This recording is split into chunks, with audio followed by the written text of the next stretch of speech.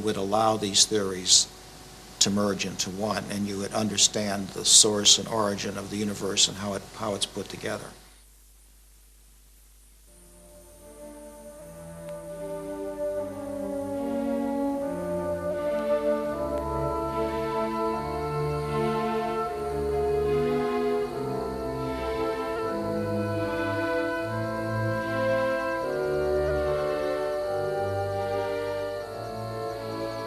Well, it was during the oil embargo of the United States. It alarmed me that a little country over in the Far East could actually cripple the United States. And realizing that the entire industrial base of the United States and the world is based on the supply and the utilization of energy, it became imperative that we must try to bring in an alternate fuel source and do it very quickly. Of course, I thought originally with the right type of funding, we could possibly get it in within 6 months. But reality shows that the 12 to 15 years was more correct in this projection. Back in the 70s, Stan Meyer set out single-handedly to solve America's energy problems. He decided to do it using water, the world's most abundant storehouse of hydrogen, which is a far more powerful fuel than oil. For 15 years, Meyer has been fighting to get his inventions taken seriously.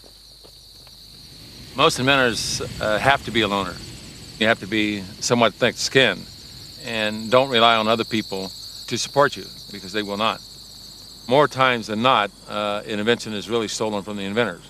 Even in my prior development of high technology, I've had patents taken from me.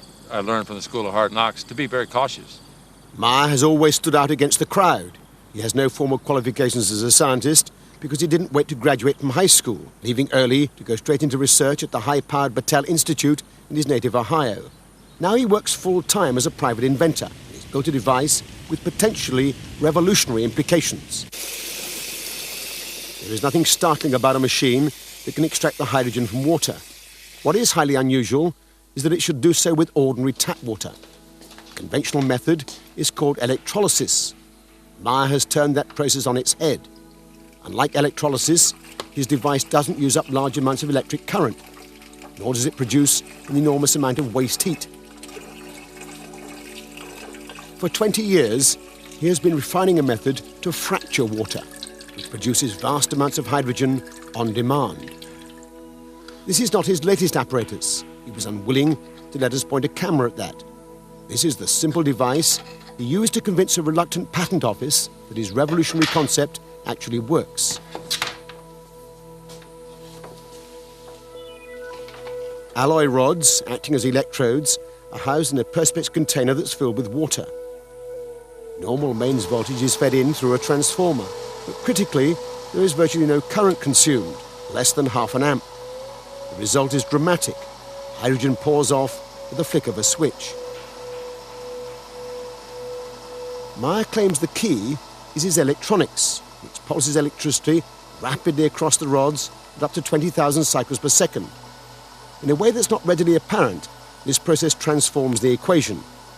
Whereas in conventional electrolysis, 3 times as much energy is consumed as is produced in the form of hydrogen fuel, in Meyer's apparatus, the reverse is true. It appears to produce several 100% more energy than it consumes. Stan has something that's characteristic of the people that sound like they've done something to tap zero-point energy. Has high frequency, high voltage, and there's a combination of the two at which something occurs. With Chernetsky in Russia, it was what he called a self-sustaining discharge. The tube would run by itself. When Stan gets this effect, the amount of hydrogen and oxygen that are emitted off these 2 electrodes is a step function. It almost boils the water. If I did this with standard electrochemicals, I need current, and the water should rise a degree every couple of seconds. With Stan's, it'll run for a ½ hour, and the water temperature hasn't changed. Something's different.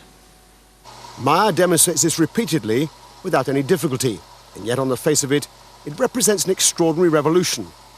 His measurements over the years suggest 1,700% greater efficiency than conventional electrolysis. And if he's to be believed, he's getting much better results from his latest, still secret invention. Well, I first got involved with Stan Meyer when I went over there with a couple of colleagues to look at his water-splitting device. And so we arrived at Stanley Mayer. He had a demonstration cell. We filled it with tap water. In fact, I did that myself. And he switched it on, and almost instantly there were 3 jaws dropped because of the rate at which the gas poured off. It was quite spectacular. Whatever energy source Stan Meyer had tapped, it was not explicable by the electric power that was going into it. So something was powering it outside of conventional wisdom. There is no question that the gas coming off in such abundance is hydrogen. Meyer ignites it to produce a high-temperature flame able to cut through metal. Stanley Mayer has faced a lot of difficulties. He's 3 times tried to launch the device and produce press conferences, had the technical press round, but he's been almost universally slated. In the early days, very much so, they just ridiculed the whole idea. He's getting a little more notice now because some scientists are getting interested. But by and large, science is very intolerant, particularly modern science. As with Tesla, Griggs and others, Meyer's claims are so far outside the received scientific wisdom that they've been ignored by the majority of the scientific establishment. But then, Meyer has ignored them too. He has poured his energies over the last 10 years into establishing recognition for his claims by getting international patents.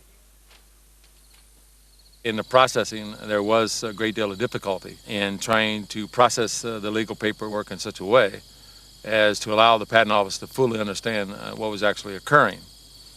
In one instant, we brought the water fuel cell to Washington, D.C., and of course I had tweaked it in such a way to produce an enormous amount of hydrogen and oxygen gas, and the patent examiner said, no, it will not work based on the electrolysis process.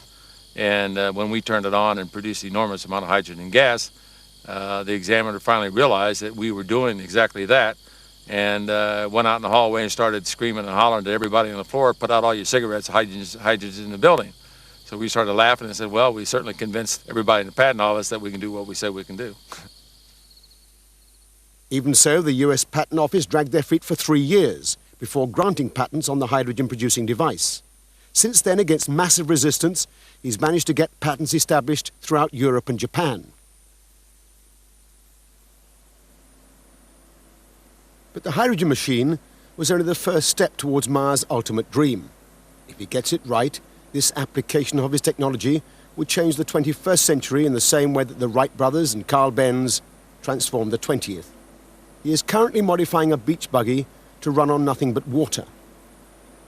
It doesn't have a petrol tank or even a hydrogen container. It has just a tank of water.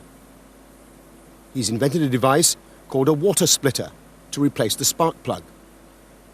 As the water is injected into the engine, Meyer claims it's fractured into hydrogen and oxygen and then burned as fuel.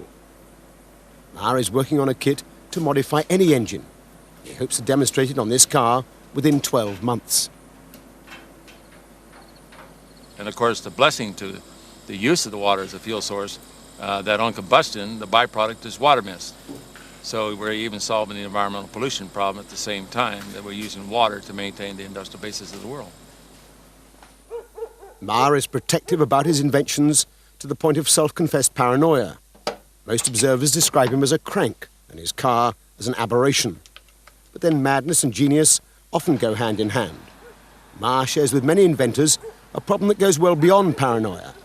As an engineer with no scientific background, he faces a giant hurdle when he tries to communicate with scientists.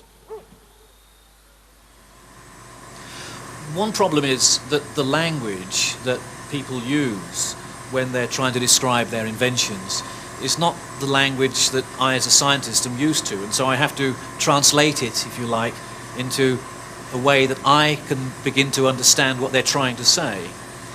It might as well be written in Swahili for all of the sense that it initially makes, and so I'm not particularly inspired to put a lot more effort in the hope that the pearl of wisdom will reveal itself to me. At a certain point you hit a law of diminishing returns. It isn't just a question of the difficulties of communication. There is a profound barrier between scientists and inventors, and a strong reluctance on the part of most scientists to risk their reputations grappling with issues that don't have a clear scientific pedigree. Reluctance to look foolish.